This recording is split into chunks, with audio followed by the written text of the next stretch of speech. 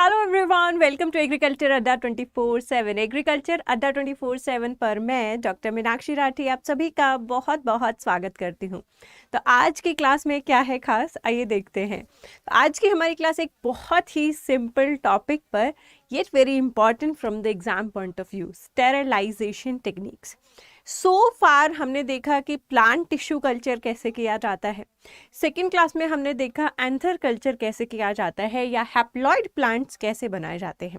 उसमें first foremost and the most important step जो मैंने आपको बताया था वो था स्टेरिलाइजेशन, कि जब भी हम कोई भी एक्सप्लांट लेते हैं, प्लांट का कोई पार्ट लेते हैं, उसके साथ बहुत सारे फंजाई, बैक्टीरिया या बहुत डस्ट भी आती है, उन सब चीज़ों को साफ करके हमें उसे स्टेरिलाइज करना होता है और तभी हम उसको आगे न्यूट्रिएंट मीडियम पर रख के अपना प्रोसेस शुरू करते हैं। तो क्या क्या डिफरेंट टेक्निक्स हैं स्टेरिलाइजेशन की, यानी कि स्टेरिलाइजेशन किस तरीके से हम कर सकते हैं, उसके बारे में आज की क्लास में हम चर्चा करेंगे। तो चलिए शुरू करते हैं आज की हमारी क्लास। अगर आप लोगों ने अभी तक अड्डा 24/7 की एप्लीकेशन को डाउनलोड नहीं किया है, डू डाउनलोड दिस एप्लीकेशन। ये बहुत हेल्पफुल रहेगी आपके किसी भी एग्ज़ाम प्रिपरेशन के लिए। बहुत सारे फीचर्स हैं एप्लीकेशन में। रोज़ में आपको नए नए जॉब अलर्ट्स मिलते हैं, डेली सब्जेक्ट वाइज क्विज मिलती है, पावर कैप्सूल्स मिलते हैं एंड टीचर से डाउट तक भी आप इस एप्लीकेशन में पूछ सकते हैं। तो बहुत सारे फ़ायदे हैं। डिस्क्रिप्शन बॉक्स में इसका लिंक गिवन है, उसको क्लिक कीजिए और एप्लीकेशन डाउनलोड कीजिए। डाउनलोड करने के बाद इसमें एग्रीकल्चर सेक्शन को चुनिए एंड एग्रीकल्चर से रिलेटेड कंटेंट आपको वहाँ उपलब्ध होगा। साथ ही साथ अगर आपने एग्रीकल्चर अड्डा 24/7 को सब्सक्राइब नहीं किया है, डू सब्सक्राइब दिस चैनल। किसी भी एग्रीकल्चरल एग्ज़ाम की अगर आप प्रिपरेशन कर रहे हैं, बहुत हेल्प मिलने वाली है आपको। बहुत सारी क्लासेस अच्छी अच्छी इस पर चलती रहती हैं, तो ज़रूरी है कि आप सब्सक्राइब करें और साथ साथ बेल आइकन भी दबाएं, ताकि बेल आइकन दबाएंगे तभी आप क्लास में टाइमली नोटिफाई होंगे और आ पाएंगे। तो चलिए, ये तो बात हो गई एग्रीकल्चर अड्डा 24/7 की। अब बात करते हैं आज के लेक्चर की, यानी कि sterilisation techniques. Before that, those who are joining us for the first time, guys, इस बैच का नाम हमने रखा है प्रयास एक कोशिश, जहां हम प्लांट साइंसेस से रिलेटेड टॉपिक्स कवर करते हैं। The class timings are 7 PM only on Monday, Wednesday, Friday, यानी कि एक दिन छोड़ के एक दिन, ठीक है। तो 7 बजे हम मिलते हैं यहाँ पर ओनली ऑन एग्रीकल्चर अड्डा 24/7। चलिए, अब चलते हैं अपने टॉपिक की तरफ। So before heading to different sterilisation techniques, अभी तक मैं इस वर्ड को भी काफ़ी यूज़ कर चुकी हूँ। First the thing is, what is sterilisation? Sterilisation होता क्या है? तो स्टेरिलाइजेशन एक ऐसी टेक्निक है जिसकी हेल्प से हम किसी भी चीज़ को बेसिकली डिसइंफेक्ट करते हैं, है ना। या कहें कि किसी भी चीज़ में अगर बैक्टीरिया है, कोई फंगस है, कोई स्पोर है, कोई कंटामिनेशन है, कोई कुछ भी है ना, which can contaminate our food, which can contaminate our surface, which can contaminate our media, which can contaminate anything, है ना। उसमें क्या क्या आएंगे? बैक्टीरिया आएगा, वायरस आएगा, फंजाई आएगी, है ना। फंजाई के स्पोर्स भी हो सकते हैं, राइट। तो ये सारी चीज़ें क्या हैं? कंटामिनेंट्स हैं। ये हमें मुश्किलात पैदा करते हैं, तो इनको रिमूव करना, है ना। इन माइक्रोब्स को, इन फंजाई के स्पोर्स को, इनको या तो वहीं पर किल कर देना या फिर किसी टेक्निक से उनको अलग कर देना, उनको रिमूव कर देना, ताकि वो हमारी टेक्निक में कोई बाधा ना डालें। जैसे कि प्लांट टिश्यू कल्चर की मैं बात करूं, आप कर रहे हैं प्लांट टिश्यू कल्चर, आप उगाना चाह रहे हैं आम का पेड़, साथ में फंगस उग रही है साइड में न्यूट्रिएंट मीडिया पर, है ना, तो वो केस ना हो। इसके लिए हमें हर चीज़ को साफ सुथरा बनाना है, बैक्टीरिया, वायरस और फंजाई फ्री बनाना है। इसके लिए हमें अपने चाहे यूटेंसिल्स जो हम यूज़ करते हैं, न्यूट्रिएंट मीडिया जो हम प्रिपेयर करते हैं, या एक्सप्लांट जो हम लेते हैं, वो सारी चीज़ों को हमें स्टेरिलाइज करना पड़ता है। मान लीजिए आपने एक्सप्लांट को तो स्टेरिलाइज कर लिया, लेकिन न्यूट्रिएंट मीडिया को नहीं किया, उसी में ही स्पोर्स थे जो जर्मिनेट हो गए, तो क्या करेंगे? तो हर स्टेप पर हमें ये ध्यान रखना है कि कोई कंटामिनेशन हमारे प्रोसेस में ना आए। इसके लिए स्टेरलाइजेशन किया जाता है। नाउ स्टेरलाइजेशन की बहुत सारी टेक्निक्स हैं जिनको हम वन बाय वन आज की क्लास में देखेंगे। We are starting with first is wet heat. Wet means something related to water is going to be used, right?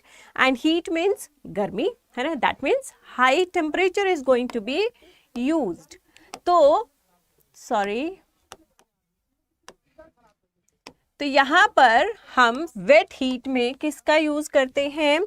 Pressurised steam का यूज करते हैं, ठीक है? जैसे हमारे घर में प्रेशर कुकर होता है, उससे गरम गरम स्टीम बाहर निकलती है, तो वो क्या है? प्रेशराइज्ड स्टीम है। जब हम प्रेशराइज्ड स्टीम का यूज़ करते हैं तो होता क्या है कि उसकी जो लेटेंट हीट का जो कैपेसिटी है वो काफ़ी इंक्रीज हो जाता है। आप सब लोगों ने अपने 11th 12th से पहले ही आई गेस ये सुन ली होगी कि वाटर की लेटेंट हीट काफ़ी ज़्यादा होती है।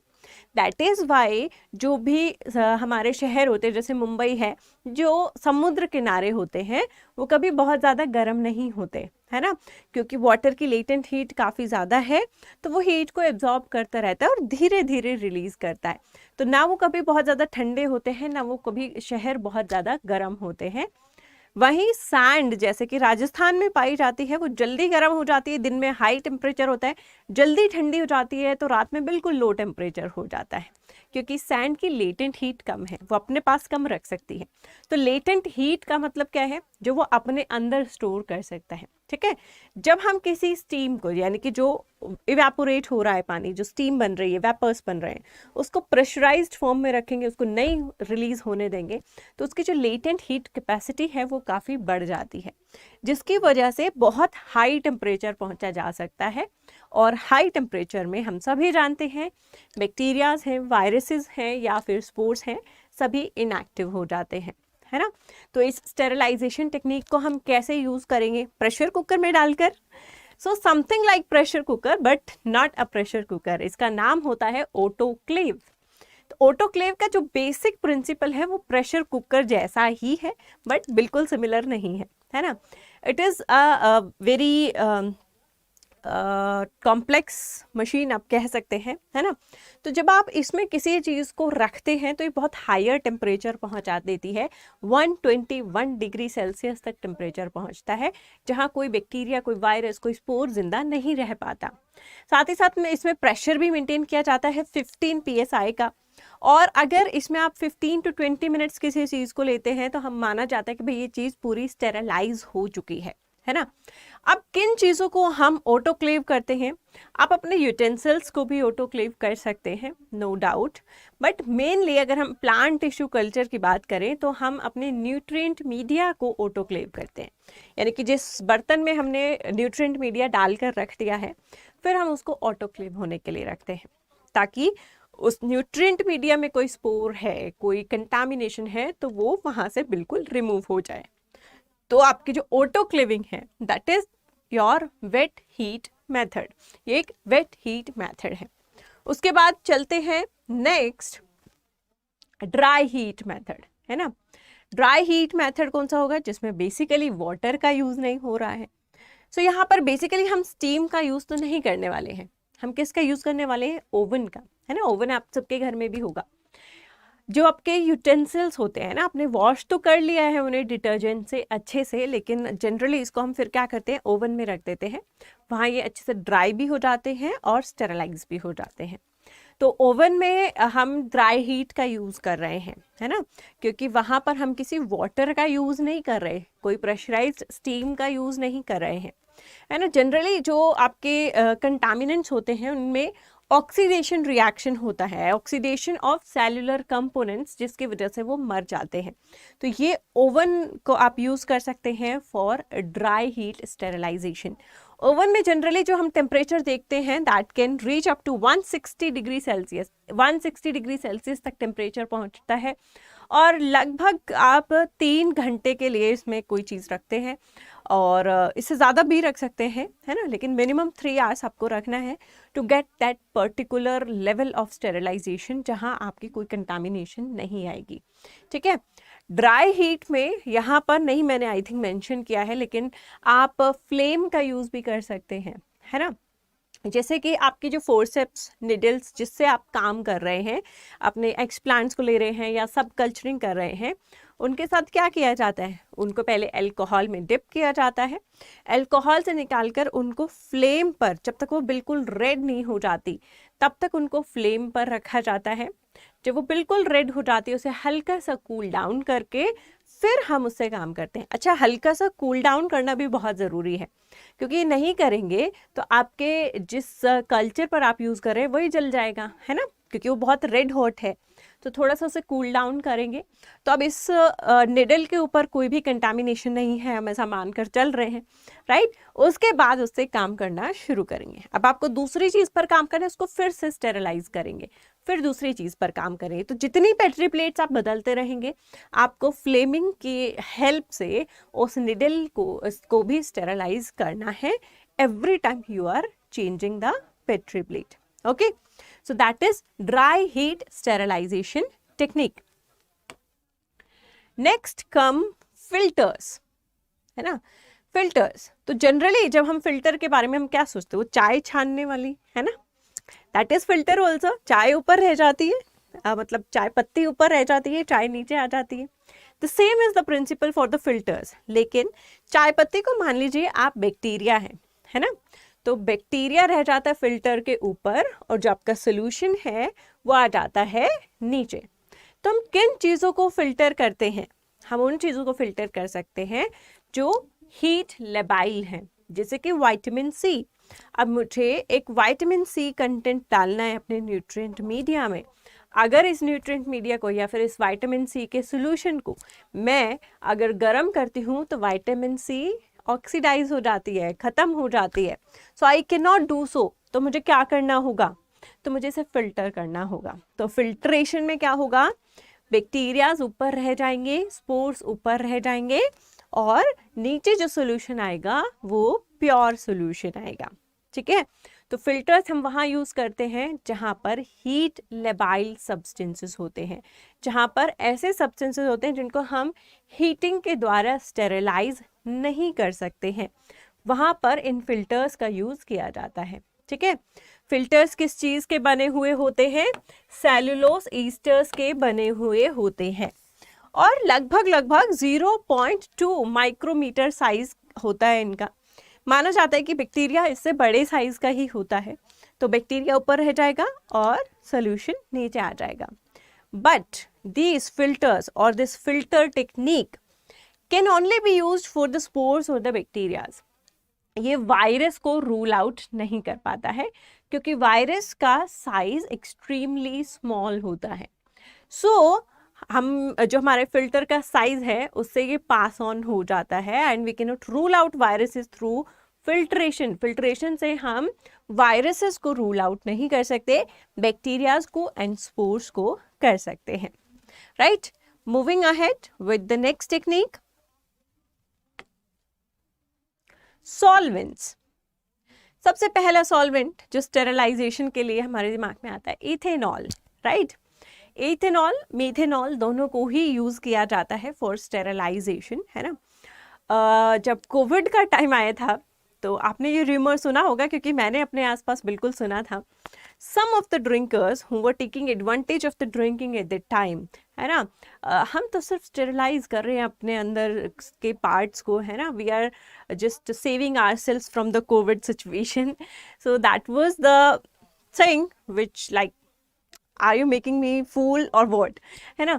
तो ऐसा कुछ केस नहीं होता है। Alcohols does not like drinking alcohols does not have that proper concentration, वो प्रॉपर कंसंट्रेशन नहीं होती है, so it can not sterilise you, है ना। तो अपने आप को या अपने आसपास वालों को उसके रीज़न देकर तो फूल ना ही बनाए तो अच्छा है।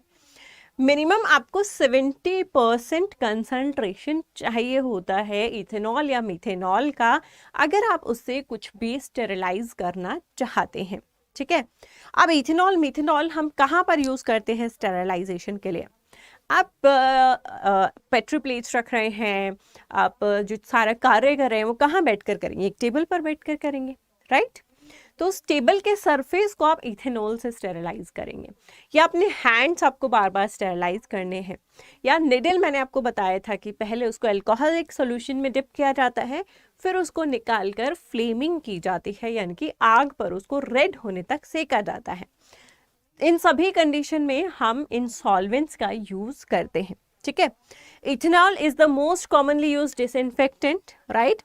और जो आपका इथेनॉल है यहाँ पर वैसे 60 to 90% तक इसकी इफेक्टिविटी गिवन है, लेकिन 70% से नीचे इज़ नॉट रिकमेंडेड है, 70% से नीचे रिकमेंड नहीं किया जाता है फॉर स्टेरलाइजेशन, ठीक है। They have no effect on spores, ये बात ध्यान में रखने की है ना। सॉल्वेंट्स जो लाइव बैक्टीरिया हैं, है ना, उनको तो रिमूव कर देता है, बट जो स्पोर्स हैं विच आर नॉट एक्टिव, है ना, स्पोर्स पर इसका कोई असर नहीं होता है। It can disinfect a virus, it can disinfect a bacteria, but it is not recommendable for spores. Spores के लिए ये रिकमेंडेबल नहीं है, क्योंकि स्पोर्स पर इसका कोई इफेक्ट नहीं हो पाता है, ठीक है। सो ये है कहानी हमारे सॉल्वेंट्स की। The next technique for sterilization is radiation. जब भी हम बाहर घूम रहे होते हैं ना, एड्स आती है ना, use this SPF sunscreen, use this sunscreen, your skin will be damaged by the harmful sun rays. What is this harmful sun rays? है ना, these are radiations, UV rays, right? ठीक है, तो ये एक्चुअली क्या होता है जब हमारे स्किन पर गिरती हैं, they have some oxidation effect on our skin too, जिसकी वजह से हमारे स्किन की एजिंग फास्ट होना या उसमें कुछ केमिकल रिएक्शंस होना, जिसकी वजह से आप में डार्क कॉम्प्लेक्शन हो सकता है, कुछ पिगमेंटेशंस हो सकते हैं, एजिंग फास्ट हो सकती है। तो ये SPF क्या करते हैं, ये SPF आपके स्किन पर जो सनस्क्रीन्स होते हैं, है ना, ये एक लेयर बना देते हैं which has certain formulations जो उस UV रेज को एब्जॉर्ब नहीं होने देती, and they have to bounce back, उन्हें रिफ्लेक्ट होना पड़ता है वापस, which are not absorbed in your skin, है ना, तो इसलिए ये सनस्क्रीन्स यूज़ किए जाते हैं। एनीवेज, अगर आप पुराने टाइम में देखेंगे तो बेस्ट सनस्क्रीन भी देसी घी ही हुआ करता था। तो ये जो UV रेडिएशंस हैं या एक्स रेज हैं, है ना, या आपकी गामा रेज हैं, ये सभी क्या हैं, ये रेडिएशंस हैं। तो रेडिएशन के द्वारा भी हम क्या कर सकते हैं, किसी भी चीज़ को बैक्टीरिया प्रूफ या फिर कह लीजिए स्टेरलाइज कर सकते हैं, है ना, इरेडिएशन बोलते हैं इस प्रोसेस को। तो इनकी भी जो है हम हेल्प ले सकते हैं। कहाँ हेल्प ले सकते हैं, जहाँ पर हम और अदर टेक्निक्स का यूज़ नहीं कर सकते हैं, है ना, we can not wash it with alcohol and we can not heat too much, तो वहाँ पर हम रेडिएशन का इस्तेमाल करते हैं टू इरेडिकेट। जैसे कि ये रूम है ना, अब इस रूम की एयर में भी तो पैथोजेंस होंगे, राइट। अब क्या मैं हवा को धो सकती हूँ अल्कोहल से? नहीं। क्या मैं यहाँ पर क्या करूँ, है ना, इसको तो गर्म भी नहीं कर सकते, बॉयल भी नहीं कर सकते, कुछ नहीं कर सकते। तो यहाँ पर अगर गर्म कर देंगे तो मैं काम नहीं कर पाऊंगी, राइट। तो इस एरिया को, इस पर्टिकुलर एक कन्फाइंड एरिया को हम इरेडिएट करते हैं with the help of UV lamps. बहुत सारे लाइट्स होते हैं, UV लैम्प्स होते हैं। तो UV लैम्प क्या करते हैं, धीरे धीरे जो भी एरिया में, उस एरिया को क्या है, स्टेरलाइज करते हैं। But the specificity for this UV lamps are कि छोटे एरिया को ही स्टेरलाइज कर पाते हैं। इसीलिए कभी भी जो आपने देखा होगा अपनी लैबोरेटरीज में, जो आपका UV चैम्बर होता है वो काफ़ी छोटा और कन्फाइंड सा स्पेस होता है। ऐसा तो नहीं है कि पूरी लैबोरेटरी में UV लैम्प लगाए हुए हैं, तो वो काफ़ी कन्फाइंड स्पेस होता है, क्योंकि ये बहुत स्लो वर्किंग होता है, तो ये छोटे एरिया को ही स्टेरलाइज कर पाता है, ठीक है। जैसे कि जब मैं अपने PhD का काम कर रही थी, so my work was on DNA isolation, जिसमें UV रेडिएशंस की मुझे स्टेरलाइजेशन की ज़रूरत नहीं पड़ती थी। But my friend was a pathologist जो कि इन्हीं पर काम कर रही थी, पैथोजेंस पर काम कर रही थी। तो वो अक्सर मुझे हमेशा ये कह देते थे, है ना, मेरी लैब में UV ऑन कर देना, 1-1.5 घंटे में फिर मैं आ जाऊँगी काम करने, क्योंकि तब तक वो एनवायरनमेंट क्या हो जाएगा, स्टेरलाइज हो जाएगा, राइट।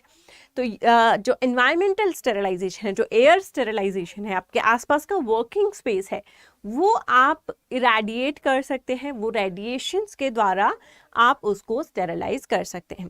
स्टेरलाइजेशन के लिए एक्सरेज या गामा रेज भी यूज़ की जा सकती हैं, लेकिन they are more health wise not very good, है ना। मतलब ये बहुत ज़्यादा सही नहीं है आपकी हेल्थ के लिए जो उस पर काम कर रहा है, जो बंदा वहाँ बैठा है ना। यूवी रेज थोड़ी सॉफ्ट रेज होती है, इनके कोई इतने हेल्थ रिस्क नहीं है as compare to X rays and gamma rays, हैं बट इतने नहीं हैं, है ना। इसीलिए जनरली यूवी रेज को ही यूज किया जाता है for irradiation. The next is gas sterilisation, है ना। गैस से भी स्टेरलाइजेशन कर सकते हैं और इसके लिए इथाइलिन ऑक्साइड का यूज किया जाता है। ये इथाइलिन ऑक्साइड जो है ये क्या करती है, ये जो भी चीज़ आपकी सेंसिटिव टू हीट है, यानी कि उसको हम हीट नहीं कर सकते, और मॉइस्चर से भी सेंसिटिव है, यानी कि उसको हम किसी मॉइस्चर के कांटेक्ट में भी नहीं लेके आ सकते हैं, उसके लिए इथाइलिन ऑक्साइड का यूज़ किया जाता है।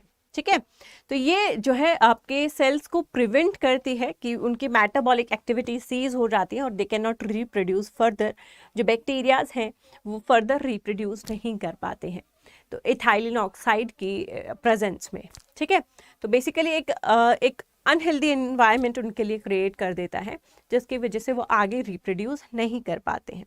So this is ethylene oxide used for generally medical equipments.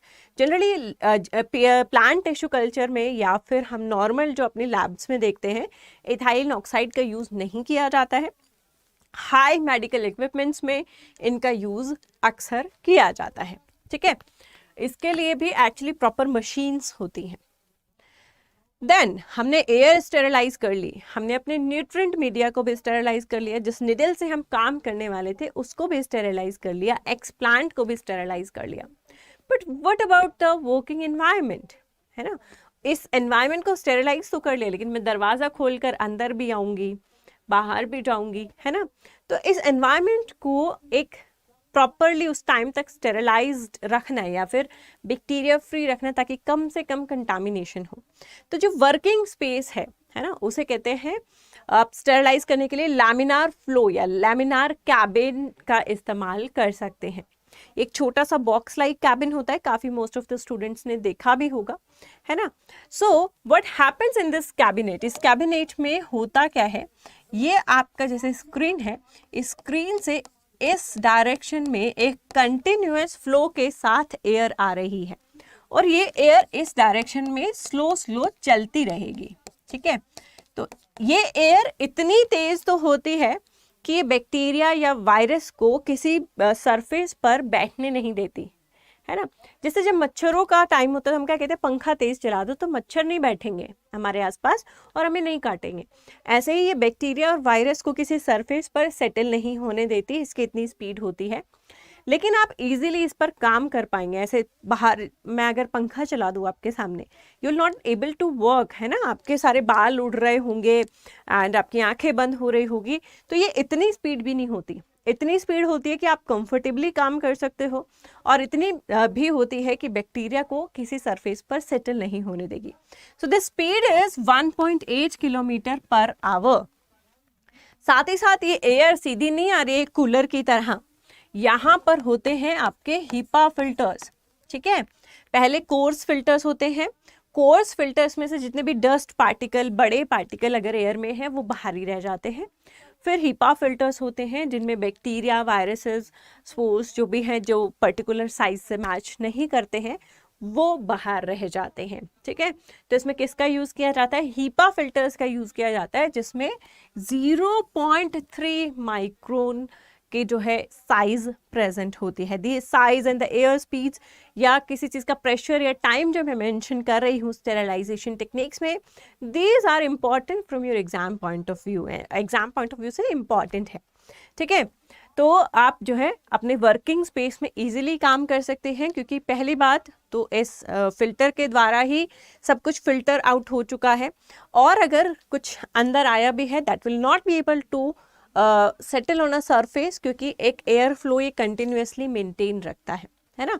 तो लैमिनार फ्लो एक ऐसा कैबिनेट है जहां आपको एक अच्छा वर्किंग इन्वायरमेंट मिलता है अपना पूरा प्रोसीजर करने के लिए। ये पेट्री प्लेट खोला, इसमें ये डाला, इसमें ये किया, सब कल्चरिंग की, वो सारा काम आप लैमिनार फ्लो के अंदर ही करते हैं। Then pasteurization. Again, pasteurization is not a technique used in plant tissue culture. But मुझे लगा कि जब हम स्टेरलाइजेशन टेक्निक्स की बात कर रहे हैं तो हमें मोटे मोटी सारी चीज़ें कवर करनी चाहिए। तो पास्चुराइजेशन आप सभी लोग जानते हैं, heating of the milk generally, है ना। आप उस सब्सटेंस को हीट करते हैं और हीट करने के तुरंत बाद उसको कूल डाउन कर देते हैं, यानी कि जैसे कि मैंने उसको अभी हीट किया और फिर एकदम से रेफ्रिजरेटर में रख दिया, है ना। तो उससे क्या होगा, हीटिंग से तो बैक्टीरिया जो है मर ही गए हैं और हमने तुरंत उसको रेफ्रिजरेट कर दिया है तो वो डेवलप भी नहीं हो पाएंगे। इस प्रोसेस को पास्चुराइजेशन कहते हैं। इसमें हम कभी भी बॉइलिंग पॉइंट तक नहीं जाते, हमेशा बॉइलिंग पॉइंट से नीचे ही हीट करते हैं। पास्चुराइजेशन जनरली मिल्क में किया जाता है, तो ये मिल्क का टेस्ट या न्यूट्रिशन भी इफेक्ट नहीं करता, साथ ही साथ मिल्क को स्टेरलाइज भी कर देता है, जिसकी हेल्प से ये पैकेट वाला मिल्क गुजरात से हमारे दिल्ली तक पहुंच पाता है और हम इसको पी पाते हैं, राइट।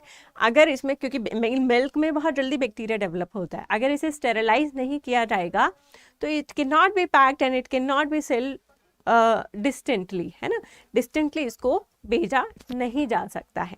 तो इसीलिए पास्चुराइजेशन बहुत ही इम्पॉर्टेंट रोल प्ले करता है मिल्क के किसमें, मार्केटिंग में। चलिए, नेक्स्ट इज योर टिंडलाइजेशन। टिंडलाइजेशन भी कुछ कुछ पास्चुराइजेशन की तरह ही है, but the difference is pasteurisation में आप एक बार हीट करके सीधा कूल करते हैं, सीधा रेफ्रिजरेटर में रख देते हैं।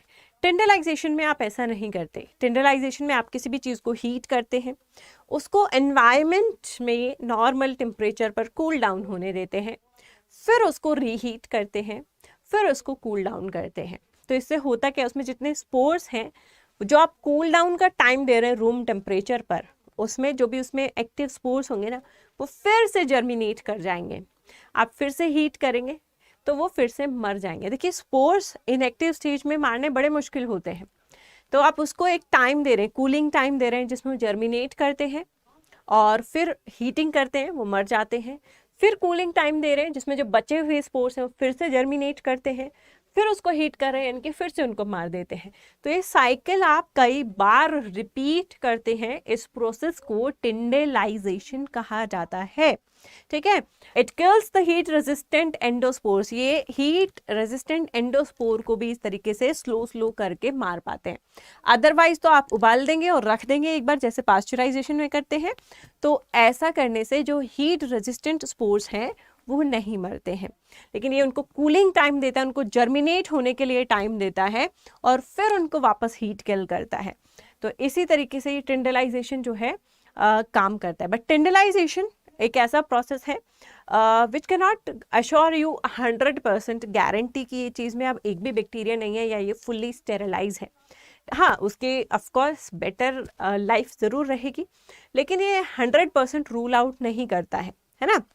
इसीलिए इसको कम जगह पर ही इस्तेमाल किया जाता है, या फिर जहाँ हमें लगता है कि हीट रेजिस्टेंट एंडोस्पोर्स हैं, हमें इसी टेक्निक का यूज़ करना पड़ेगा, वहाँ पर हम इसका यूज़ करते हैं। So this process is known as tyndallization. तो यहाँ पर हमारे जितने भी स्टेरलाइजेशन के प्रोसेसेस थे, मेजर प्रोसेसेस थे, वो कंप्लीट होते हैं, ठीक है। This are your other batches, IBPS AFO, RRBSO और आपका ICAR-PG का प्लांट साइंसेस का रिकॉर्डेड बैच भी है। फीस यहाँ पर सबकी गिवन है और ये सभी बैचेस आपको अड्डा 24/7 की वेबसाइट और एप्लीकेशन दोनों पर मिलेंगे। इन सभी में आप Y448A का इस्तेमाल कर सकते हैं to get the maximum discount available at that time. और साथ ही साथ अगर आप मल्टीपल एग्जाम्स की तैयारी कर रहे हैं सो आप एग्रीकल्चर महापैक का यूज़ कर सकते हैं। इस पैक में क्या है खास, चाहे आप FSO की तैयारी कर रहे हैं, IBPS AFO की तैयारी कर रहे हैं, मास्टर्स की तैयारी कर रहे हैं, तो इनमें सभी की क्लासेस आपको अलग अलग मिलती हैं। साथ ही साथ उनकी अलग अलग टेस्ट सीरीज और ई बुक्स भी मिलती हैं। तो आप पूरे साल डिफरेंट एग्जाम्स के लिए जो प्रिपरेशन कर रहे हैं वो एक जगह से कंप्लीट हो जाते हैं। Right now the price for this is 7,359, है ना। ये आपका एक साल का प्राइस है, 1 ईयर का प्लान है इसमें, है ना, जिसमें आपको टेस्ट सीरीज भी हैं, क्लासेस भी हैं एंड बुक्स भी हैं, और वो भी एक सब्जेक्ट की नहीं है या फिर एक एग्जाम की नहीं है, मल्टीपल एग्जाम्स की है, जो भी एग्रीकल्चर अड्डा 24/7 कवर करता है। तो यहीं पर हम अपनी जो क्लास है ये समाप्त करते हैं। How did you feel about the classes? Do mention in the comment box. Comment box में ज़रूर मेंशन करें आपको क्लासेस कैसे लग रही हैं, मज़ा आ रहा है, नहीं आ रहा है, कोई और सजेशन है ना, डू मेंशन दैम। अभी के लिए मेरी तरफ से अलविदा, गुड बाय। मिलते हैं next Saturday 7 PM, sorry Friday 7 PM पर।